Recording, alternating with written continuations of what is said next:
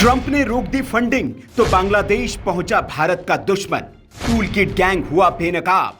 Soros के बेटे ने यूनुस से की मुलाकात। जी हां, एंटी इंडिया एजेंडा चलाने के लिए कुख्यात जॉर्ज सोरोस के बेटे एलेक्स सोरोस ने बांग्लादेश की अंतरिम सरकार के प्रमुख मोहम्मद यूनुस से मुलाकात की है।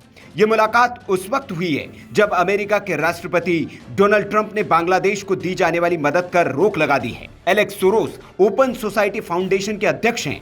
जब पिछले साल अगस्त में शेख हसीना की सरकार के खिलाफ हिंसक प्रदर्शन हुए थे, जिसमें उन्हें देश से भागना पड़ा था, उसके बाद से ही आशंका जताई जा रही थी कि इस प्रदर्शन के पीछे एक टूल किट गैंग काम कर रही है।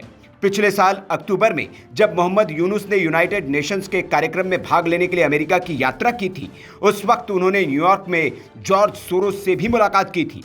यानी पिछले 4 महीनों के बीच सोरोस परिवार के साथ यूनुस की यह दूसरी मुलाकात है।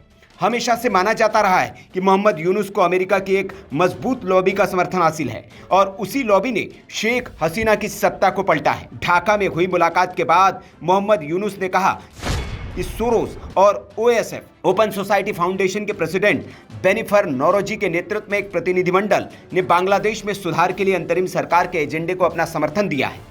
इस मुलाकात की जानकारी मोहम्मद यूनुस के कार्यालय ने सोशल मीडिया एक्स पर साझा की है। उन्होंने लिखा है, ओपन सोसाइटी फाउंडेशन के नेतृत्व में बुधवार को मुख्य अंतरिम सलाहकार से मुलाकात की और देश की इकोनॉमी को फिर से निर्माण, गबन की गई संपत्तियों का पता लगाने, गलत सूचनाओं से निपटने और महत्वपूर्ण आर्थिक सुधारों को लागू करने के बांग्लादेश की कोशिशों पर चर्चा की है। वहीं इस मुलाकात के बाद बांग्लादेशी मीडिया के रिपोर्ट्स में कहा गया है कि बैठक में आर्थिक सुधार, मीडिया की आज़ादी, संपत्ति की वसूली, नए साइबर सुरक्षा कानून और रोहिंग्या संकट पर बात की गई है। जॉर्ज सोरोस के संगठन ओएसएफ पर हमेशा से पूर्वी यूरोप, मिडिल ईस्ट और लैटिन अमेरिका के देशों में चुनी हुई सरकारों को गिराने और अपनी पसंद की सरकारों के निर्माण के आरोप लगते रहे। सोरोस फाउंडेशन ने भारत के खिलाफ भी लगातार मुहिम चलाई है और एक्सपर्ट्स का मानना है कि पिछले साल अगस्त में शेख हसीना की सरकार के गिरने के पीछे भी ओपन सोसाइटी फाउंडेशन का हाथ है।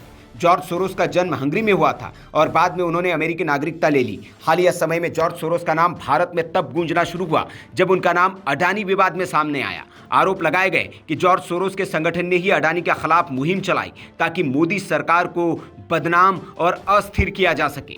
जॉर्ज सोरोस खुलेआम कई बार प्रधानमंत्री नरेंद्र मोदी पर निशाना साध चुके हैं और अनर्गल आरोप लगा चुके हैं। रिपोर्ट के मुताबिक भारत में भी जॉर्ज सोरोस के ओपन सोसाइटी फाउंडेशन की गतिविधियों की जांच की जा रही है।